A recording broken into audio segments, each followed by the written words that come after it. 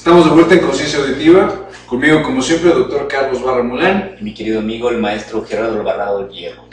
Bien, estábamos hablando todavía de las notas de la semana, nos quedamos un poco clavados en términos de las visitas presidenciales tanto de Dilma Rousseff como de Sauli Niinisto de Finlandia.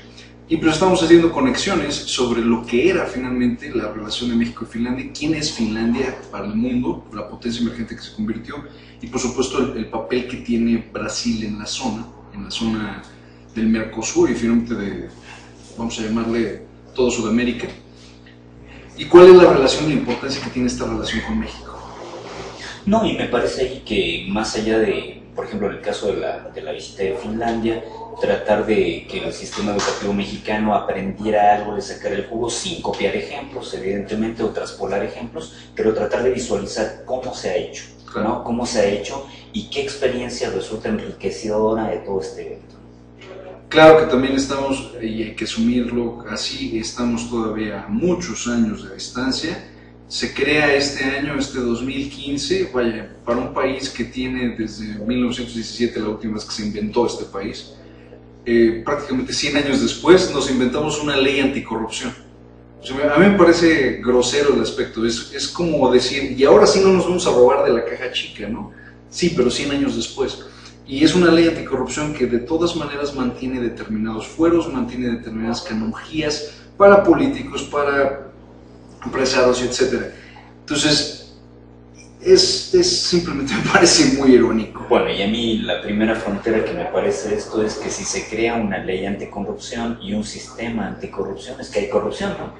Y por todos lados endémica. Porque si no la hay, no necesitas ni la ley anticorrupción, ni necesitas el sistema. Hace algunos meses Enrique Peña Nieto hizo una afirmación que fue muy ampliamente vilipendiada, y justamente además vilipendiada, donde dice que la corrupción en México es un tema cultural.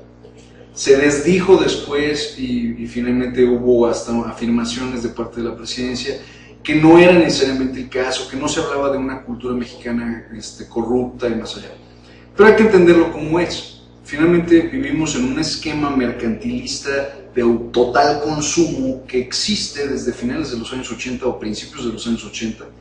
Es un mercado de consumo que impone como objetivo teleológico consumir, comprar y tener. En ese sentido, los últimos 30 años se han tratado de acumular riquezas en todos los aspectos, en todas las formas, y tratar de concentrar la mayor cantidad de riqueza posible. Esto es lo que nos hemos dedicado por los últimos 30 años. A mí me parece que también hay condiciones de la pérdida histórica de autoestima del pueblo. Entonces, el hecho de consumir también genera estos estadios de autoestima, ¿no? Y en el caso de la clase política, se convierte en una condición que ni siquiera pueden consumir. Es decir, acaudalar este dinero finalmente es una forma de ser. Claro. Entonces, esa es una cuestión difícil. Muy, muy difícil. O sea, no es que te lo puedas gastar, a lo mejor ni siquiera te lo vas a poder, no te va a alcanzar la vida para gastarlo. Creo que lo que molestó fue la interpretación del tema de llamarle cultural, pero la corrupción mexicana sí es un tema cultural. Hay que entender que finalmente es nuestra cultura la que permite, la que faculta el hecho de que existan los negocios, las negociaciones por debajo de la mesa, y la simulación. En alguna ocasión platicaba yo con un político que me decía, a mí lo que me gusta es poder hacer negocios limpios.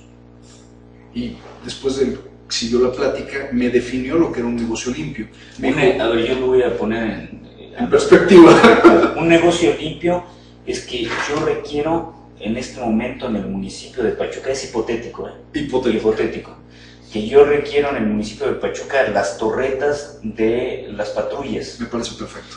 Y voy con un concesionario y le digo, ¿cuánto me cobras por hacer esto? Y me dice, te cobro 5 pesos. Y dice, muy bien, véndemelas a 8. Exacto. Y de todas maneras te voy a dar un moche de 500 pesos, o a lo mejor no te doy nada, lo vendemos en 8, yo me quedo con los 3 que sobraron.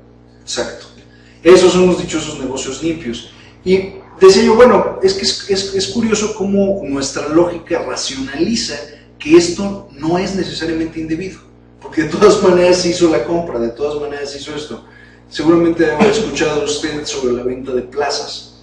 cuando se vende una plaza de la SEP, de la SEP, del organismo público que tú gustes. O sea, Pemex, tú necesitas trabajar, ok, yo tengo la posibilidad de darte trabajo. Te voy a dar una plaza que te va a pagar a lo mejor 8,000 pesos mensuales. Pide prestado 120,000, me los das y yo te coloco a trabajar. Claro. Y sin importar qué cualidades tengas, luego te pongo a trabajar. O sea, es una cosa... O sea que los papás tienen que hacer un fondo después de la carrera para poder no solo para pagar colegiaturas, sino para meter al mercado de trabajo.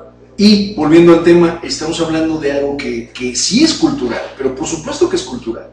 O sea, se tiene que crear una ley de anticorrupción. ¿Es porque hay corrupción? Claro. ¿Dónde está? En todos nosotros, absolutamente todos. En el bloque pasado decía yo que finalmente cualquier persona que conozcas en México ya está, es un caso perdido y está perdida, lo está. Estamos ya metidos en un esquema de simulación, un esquema de tolerancia a determinadas conductas que nos hace un país tremendamente corrupto, sino todos los esquemas. Junto con esta tenemos otra nota. Que es una figura, la corrupción es una figura ampliada, ¿no? Ya no tiene que ver exclusivamente con estas anomias o estas desvirtuaciones de la clase política o de las estructuras políticas. En la actualidad el concepto tiene que ver también con las formas que se dan dentro de la esfera privada, no solamente la esfera pública, y no solamente la relación con la esfera pública. Bueno, ¿quién se hubiera imaginado que la FIFA está en unos escándalos de corrupción tan gigantescos, ¿no? Un organismo privado auditado por los países ahora precisamente por estos escándalos. Para mantenerlo supuestamente lo más limpio posible. Resulta ser que entre las 4 personas que quedaron detenidas, 3 de ellas argentinos, quedan en este esquema de destapar, que son cerca de $400 millones de moches, de dinero que entró por debajo de la mesa. Claro, por ejemplo, está en entredicho, esto ya se había dicho, está en entredicho esta condición de la viabilidad del Mundial de Qatar y el Mundial de Rusia, que aparentemente fueron comprados, sí, ¿no? Fueron abiertamente comprados, o sea, los votos, el esquema de votación es un esquema de pares que lo garantizó el mismo Blatter, por ejemplo, en diferentes federaciones de diferentes países, les dio el mismo valor de voto y los cooptó de esta forma. Es decir, la Federación de Taekwondo tiene tanto valor como la Federación Europea. O sea, imagínate. Fíjate que estaba República Checa como un país altamente estable, como un país que tiene estadios extraordinarios, y estaba Holanda también.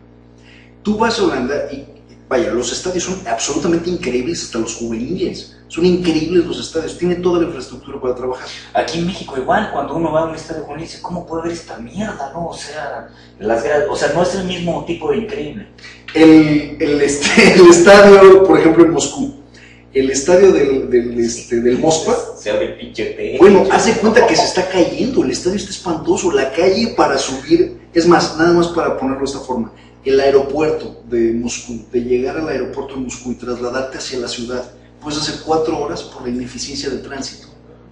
No está capacitada, o no está apta la ciudad para hacer un mundial. Y solo hay 2 ciudades que realmente tienen la capacidad hotelera y la capacidad para recibir un mundial: San Petersburgo y Moscú. ¿Y las van a hacer en esas 2 o? No, quieren repartirlo hasta casi Siberia, quieren repartirlo hasta lo más que se pueda. Pero tienen que inventar la infraestructura que no existe, ni en casas, ni en hoteles, ni en nada, y ya vamos para 2016. Fíjense, no es por hablar mal de nadie, pero yo estuve en el aeropuerto de San José, en Costa Rica, y la terminal de autobuses de Pachuca creo que está más limpia y más grande que... Ya ha cambiado Costa Rica, eso hace 10 años te lo creo, ya ahorita ya no, si no estuve hace 10 años. ¿Hace cuántos años fue? En 2010 estuve, es chiquitito, en serio, es pequeñito. No me tocó seguir es pequeñito y hasta los souvenirs parecen como, o sea, las islas de aquí de Plaza Galería están mejor que las de ahí, o sea, realmente me llamó la atención, Bogotá lo mismo, es un aeropuerto también pequeñito, que cada 20 metros cruzas la calle. En Moscú es lo mismo, y bajas 20 metros ya estás en la calle. Es una galleta de aeropuerto. Habría que plantearse. Sí, porque de repente, por ejemplo, el Adolfo Suárez de Madrid, pues es un aeropuerto grande. Hasta el de Barajas era un aeropuerto. Con tiendas, no sé. El Charles de Gaulle. De Gaulle. El Indira Gandhi en Nueva Delhi. Sí, está poca madre. Increíble el aeropuerto. El de Indira Gandhi es increíble lo que podría soportar en Nueva Delhi de carga, a pesar de que hay muy pocos vuelos, es gigantesco. Yo creo que le anda llevando casi la entrada de la Ciudad de México, está de ese tamaño, es gigantesco. Pero ahora vamos a tener otro aeropuerto mejor. Es curioso que lo menciones porque este mes, en junio, se va a dar a conocer el calendario de licitaciones de las obras del nuevo aeropuerto de la Ciudad de México, que se construirá en un terreno de 12.500 hectáreas, un terreno donde, por cierto, hay problema con la vida silvestre, y hay problema con la vida silvestre no solo de animales, sino también de la gente que vive alrededor. La insinuación es que la gente de Atenco no está nada contenta. Me imagino. Ha bloqueado las primeras obras para los aplanados y para los desabastos, devastar la tierra, y calculan que si esto sigue puede durar otros 10 años más la culminación del aeropuerto. Y para cuando el nuevo aeropuerto de la Ciudad de México esté terminado, será igualmente inútil. Qué brutal. O sea, ya está prospectado para 25 años, pero por el hecho de lo que la fauna silvestre de Atenco, la gente está queriendo hacer y hace, esto podría durar 10 años. Y por ejemplo, ¿alguna relación también con la ineficiente planificación urbana? O sea, ¿también se lo puede comer una mancha urbana? Ya se lo está comiendo una mancha urbana. Se lo está comiendo. O sea, y todavía peor aún es el hecho de que el terreno es tan exageradamente irregular y es tan poco ad hoc para hacerlo, que se va a gastar casi el doble en dinero para poder estabilizar las pistas y para poder estabilizar todo. Hay otro nuevo audio escándalo, digo, de FIFA, nada más para rematar. Esto surge en el marco de la 5ª reelección de Joseph Blatter. Te iba a preguntar, por ejemplo, más o menos de dónde se traza la línea, porque no sé si tendría que ver con Blatter. ¿Hasta dónde podemos pensar que los mundiales fueron limpios? ¿Hasta 1970 en México? No, el mundial de 70 no fue limpio, porque el de 86. Porque, por ejemplo, se habló mucho del mundial del 78 como un mundial comprado para Argentina. Sí, se ha hablado más de alguna vez de eso. Y Vela supuestamente empeñó el país para poder sacar el de 78, por supuesto. Lo mismo que Franco en 82 para España. No, Franco ya no estaba vivo. ¿Quién era el de 82? El rey Juan Carlos. Entonces tuvo que haber sido. Ya estaba el rey. ¿Cuándo se muere Franco? 75. Okay. Entonces fue Franco. En un mes hermoso de noviembre, me parece, 75, ya se... Yo me quedo con eso, sí, claro, el del 78 fue comprado por Videla, eso es más que claro. Pero, por ejemplo, lo que dices tú de 82, ese está comprado para España. Para España también. Y el de 86 fue compradísimo para México. De hecho, hay hay anécdotas... Lo iba a organizar Colombia. Ajá, hay anécdotas de todas las tranzas que hizo Guillermo Cañedo para maniobrar a que el mundial se celebrara en México por segunda vez en menos de, que eran 16 años en ese momento. Sí, el poder Televisa tiene que haber sido muy importante. Muy importante. De hecho, ese mundial es un mundial Televisa. Completamente. O sea, es un mundial Televisa. O sea, lo que pudo haber transmitido la televisión nacional en aquella época, que creo era Canal 13, o Imevisión, no sé cómo le llamaban, yo creo que fue mínimo. Mínimo. Con respecto a lo que, sí, claro, con respecto al monstruo que ya era y sigue siendo y seguirá siendo Televisa, es gigantesco. La FIFA en particular era una organización que no se había visto tan exageradamente corrupta, no se le habían visto los dientes, ahora se le vieron. Joseph Blatter, por su 5ª reelección, muy probablemente no la gane. Salió Platini a decir que se retire. Yo espero que no la gane. Pero tampoco se quiere retirar, ¿eh? Él dijo que igual que como Avalanche, ¿no? Ya se van cuando tienen los cojones ya así muy grandes, muy distendidos, ¿no?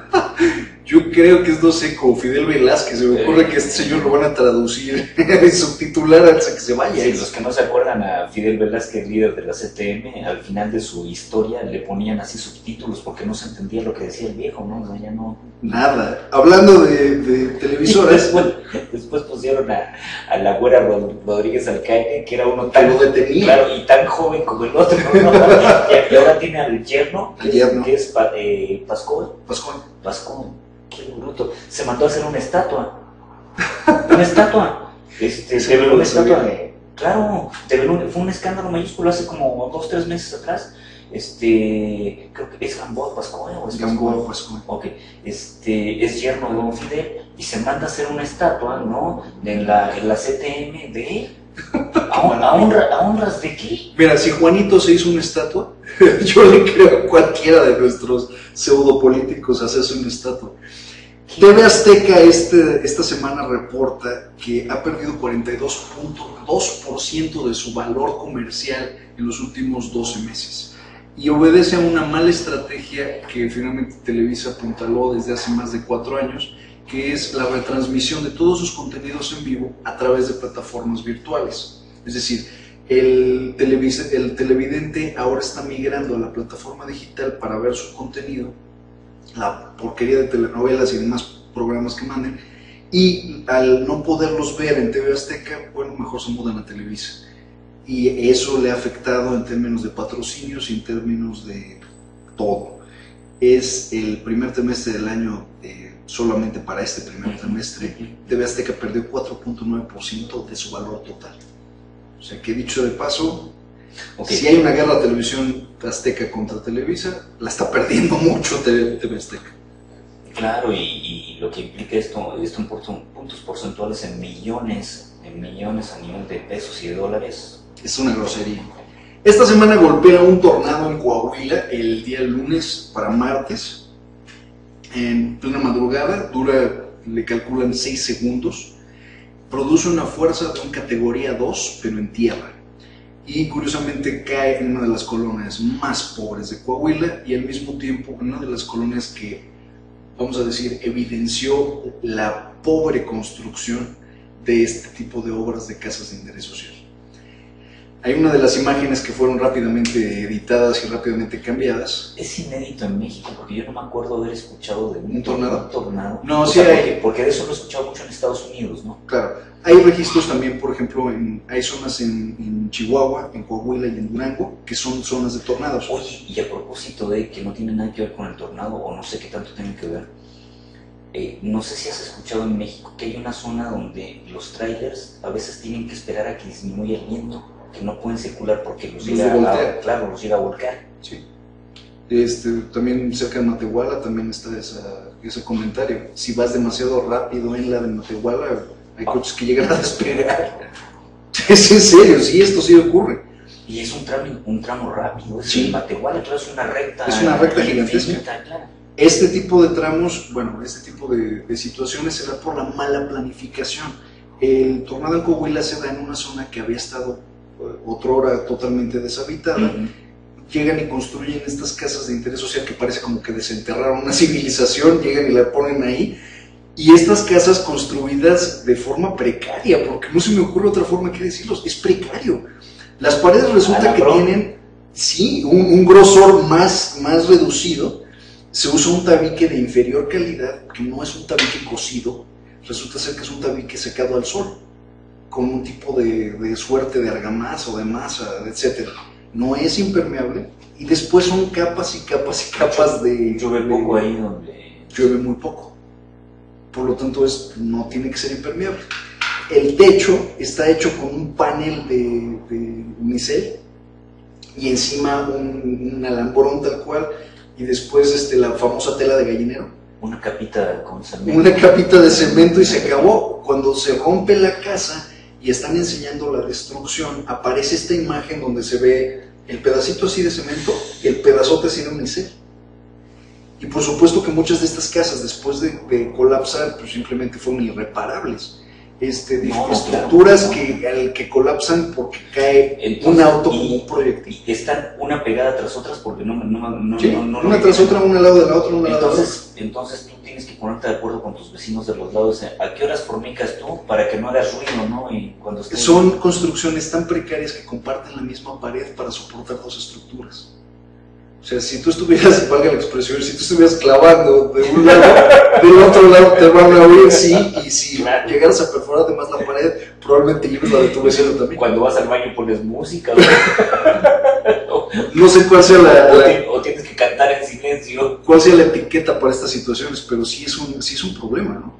Y hablando de estas construcciones que están mal hechas y escandalosas, sale un nuevo audio escándalo sobre altos funcionarios de OHL. Ah, claro. Valentín, o Valentin, está hablando con otro personaje y están hablando de cómo iban a hacer un sobrecosto y que 4,000 millones se iban a convertir en 12,000 millones y cuál iba a ser la transototota que le iban a pagar a los magistrados. Y dice que es una manita. O sea, 5,500, no sabemos, pero algo le van a pagar a los magistrados. Y después lo que más indignó fue la frase, o el uso de la frase, como siempre. Que eso fue lo más lapidario de toda esta situación. O sea, como siempre es como siempre. Como siempre es como siempre. Como siempre.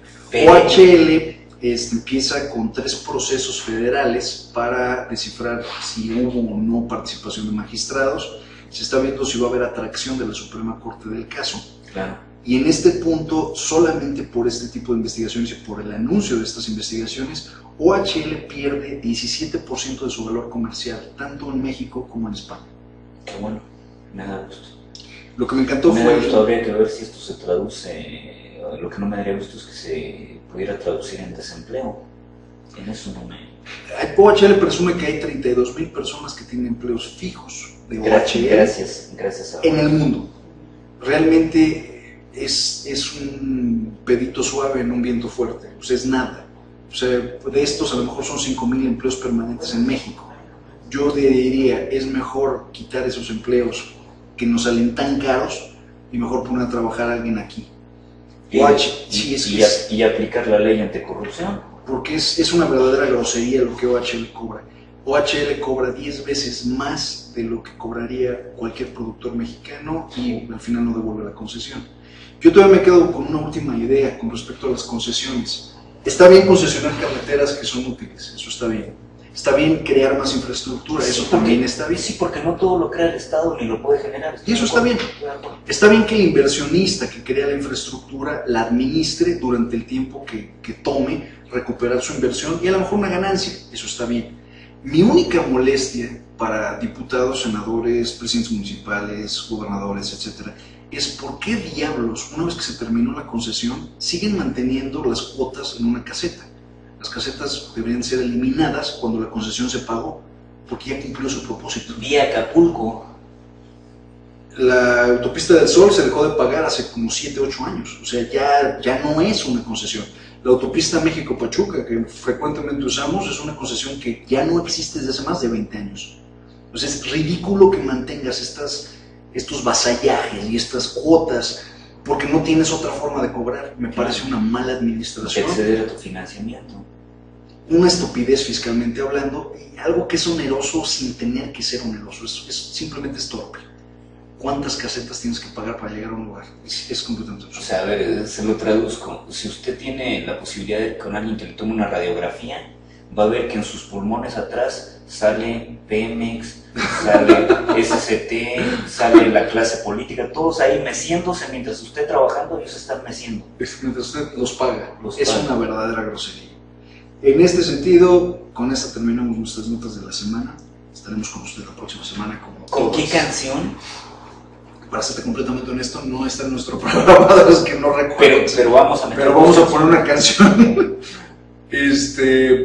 Mi correo para cualquier nota es gerardo-alvarado-hierro@hotmail.com. Ok, /carlos@hotmail.com. Esperamos sus comentarios, inquietudes, dudas y más allá. El correo de Carlos ya no lo saturen con fotos de desnudos. Carlos no puede atenderlos a todos. Sí, la última vez me mandaron un burro, ¿no?